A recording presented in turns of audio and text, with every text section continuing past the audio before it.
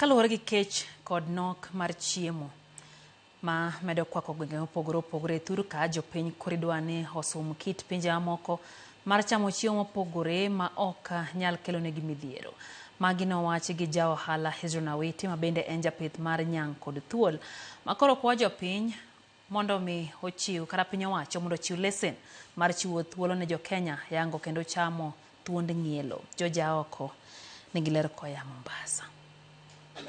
Ma en Mamba Village ma en kar pith mar nyang' kod thuonde mopogore kuma oganda makwar masani timo limbe Mombasa yuore mar neno lego to kod chamo ring nyang'.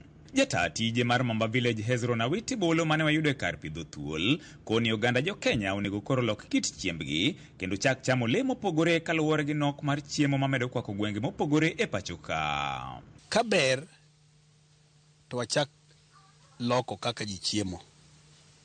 Chiemo moro amora manyalo donjo ei to ok nyal negi en chiemo. Jodala ma joluo nyalo wacho ni rech kende maber gi ring'o galot. Chiemo ng'eny. Sani kada sani waonge gi chiemo mar nyang'. Jo chamo nyang' motieko te. Wan ma dhina 4 kende ma pidho nyang'. Nyakwa pidh nyang', nyakwa pidh thuol, nyakwa pidh gigo te. Nikech kipidho thuol ichalo gi ng'ama orito thuol mondo thuol kik rum e piny ka. Iketo gi maber gi chiemo to ji neno ji be miyi pesa. Nyang' be the same. Hapa ndani kwa sasa niko na aina 21 za nyoka. Niko na spitting cobras, niko na green grass snake, niko na forest cobra, niko na pafada, niko na boomslang, na redhead, rufus, big snake. Opimo na ni sani oketo maino e pith mar thuonde moting'o nyaka ng'ielo ma bende odwane kaber to jo-Kenya onego chak chamo bang' yango ni jogo mane jaro ring nyang' ema koro fwenye kendo chame manang'o mana lith lwetgi. Ng'ielo ema pidho rahisi sana nikech ng'ielo nyuol mang'eny kimiye chiemo maber to kendo ring ng'ielo mit molo kata ring nyang'. Ring ng'ielo.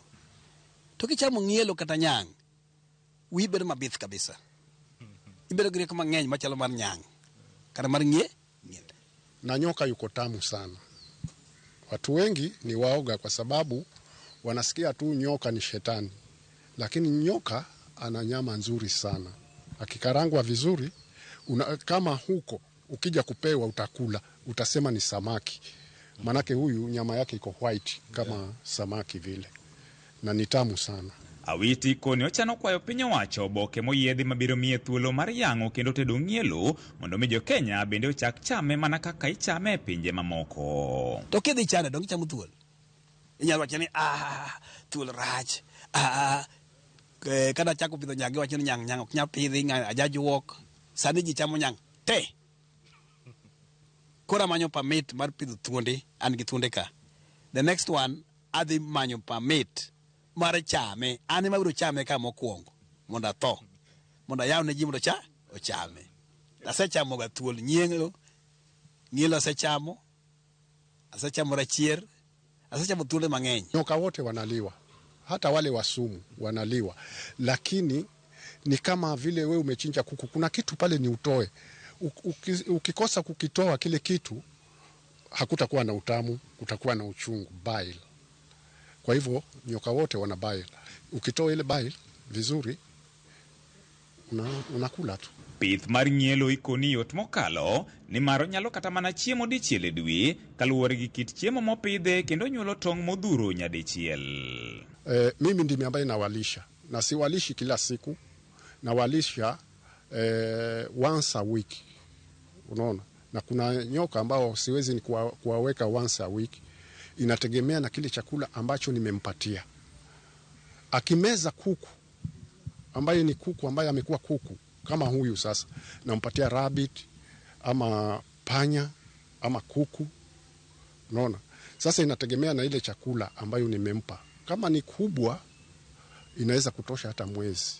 To yote mare mar Christmas kod higa manyien. Koro ng'ama nigi ngufu madhi dala. To kionge go kichunri mondo dhi dala. Kata nyithindo ok dhi skul. Kata dhako biro weyi bang' Christmas. To I wish them gidhi Christmas nikech mane chiengwa maduong' kaka jokristo. Nyaka gidhi Christmas. Joma onge go, joma nigo ka in go moro excess, miye ng'ama onge go mondo wapargo ndalo mag Christmas. Kik mi mana ng'ama rich ni mitero ne mondo kiny omiyi, miye ng'ama onge kocha bende obile gimoro ocham. Koro mane ma kwayo ni wabede gi happy Christmas gi good new year. Kipewa license ya kuwa watu wakule nyoka itakuwa mzuri sana na itatusaidia kwa sababu tunaweza kuuza. Unasikia tu kuwa kule China ndiko nyoka wanaliwa. Sasa tukipata ile karatasi ya kuwa sisi tunaweza tukauza nyoka kule China, si ndio itatusaidia? Nyoka au kwa upande wangu siwezi kula chatu. George Aoko, Ramogi TV, Mombasa.